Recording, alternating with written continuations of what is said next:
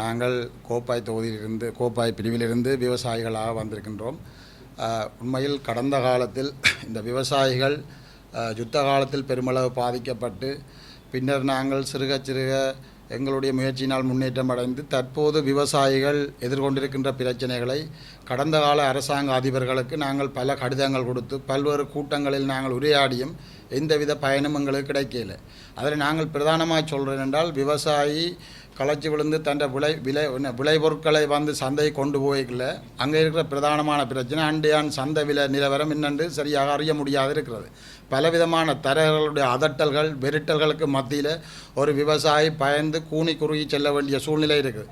நாங்கள் இந்த இந்த இந்த அரச கட்டமைப்பிட்ட நீண்ட காலமான கோரிக்கை என்னென்றால், இன்றைய சந்தை விலை என்ன நிலப்பாட்டில் இருக்கின்றதை ஒரு டிஜிட்டலில் காட்சிப்படுத்துங்க. அதே நேரம் ஒரு வாங்குகிற ஒரு வர்த்தகர் எத்தனை சதவீதம் வச்சு அடுத்த நுகர்வோருக்கு விற்கலாம்ன்றதை நீங்கள் தீர்மானிங்க. இந்த ரெண்டையும் பிரதானமாக சொல்லி கேட்டுருக்கிறோம். இன்றைக்கு பாருங்கள், இந்த பெரிய விவசாய ஆராய்ச்சி திணைக்களம் திண்ணவேலில் பெரிய இடத்தை பிடிச்சி வச்சிருக்கிறோம்.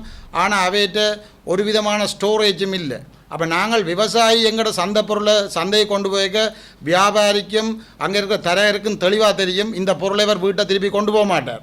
ஆகவே தாங்கள் வைக்கிறது தான் விலை, வல்லவன் வகுத்ததை வாய்க்காலன்றது தான் இன்றைய வரைக்கும் எங்களோட விவசாயிக்கு இருக்குது. நாங்கள் காலங்காலமாக மற்ற இது ஒரு சாதாரண ஒரு சின்ன விஷயம்.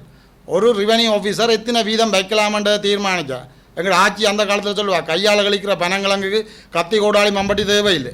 இது ஒரு சின்ன விஷயம். ஆனால் விவசாயி பயங்கர அளவில் பாதிக்கப்படுறான். அநேகமான தரைகள் 10 லட்சம் 20 லட்சம் சீட்டு கட்டினோம். ஆனால் எங்களோட விவசாயிகளுக்கு படுற கஷ்டம் அது மாத்திரமில்லை. இந்த நீர்வேலி வாழக்குல சங்கத்தில் தெளிவாக பழங்குங்க ஒரு சங்கம். அந்த சங்கம் என்ன செய்யுது, அந்த சங்கம் வரி எடுக்குது. ஆனால் வரியை என்ன போர்வையில் எடுக்குது, விவசாயிகள்ன்ற சேமிப்புண்டு தான் எடுக்குது, விவசாயிகள்ன்ற சேமிப்பு. ஆனால் இந்த வரி திருப்பி விவசாயிக்கு வருதாண்டா இல்லை, இந்த வரைக்கும் ஒரு மம்பட்டி கூட வேண்டி கொடுக்கல. அதாவது எங்களுக்கு விலைக்கூறல் ஏலம் மூலம், அதாவது விலைக்கூறல் ஏலம் கூறப்பட்டு செய்ய வேணும். சந்தையில் கொள்விலை தராசில் காட்சிப்படுத்த வேணும். சந்தையில் உள்ள விற்பனை விலைகள் அவர்கள் வியாபாரிகள் காட்சிப்படுத்த வேணும். 10 கொண்டு கழிவு நிப்பாட்டப்பட வேணும். அதே நேரம் வாழைக்குலைக்கு 3 கிலோ 4 கிலோ கழிக்கணும். தண்டுக்கு ஆமிச்சு போனாலும் 2 கிலோ தான் கழிக்கலாம். ஆக இவ்வாறான ஆச்சாரங்கள் மற்ற களஞ்சியப்படுத்துகிற வசதியை இந்த அரசு இன்னும் செய்தறில்லை. எங்களுக்கு இது கட்டாயம் செய்தர வேணும். விவசாயத்துறை சார்ந்த அரச நிறுவனங்கள், அரசு சார்பற்ற நிறுவனங்கள் வருஷத்தில் ஒரு கண்காட்சி வச்சா காணாது. உண்மையில் விவசாயிகள் நவீனமயப்படுத்தக்கூடிய பல வேலை திட்டங்களை அவை முன்னெடுக்கணும் என்று கேட்டு, இந்த அரசு செய்யலையென்றால் இந்த அரசு இனிமேலும் செய்யாது. அதுதான் நாங்கள் கேட்டு நிற்கிறோம் வினயமாக. நன்றி.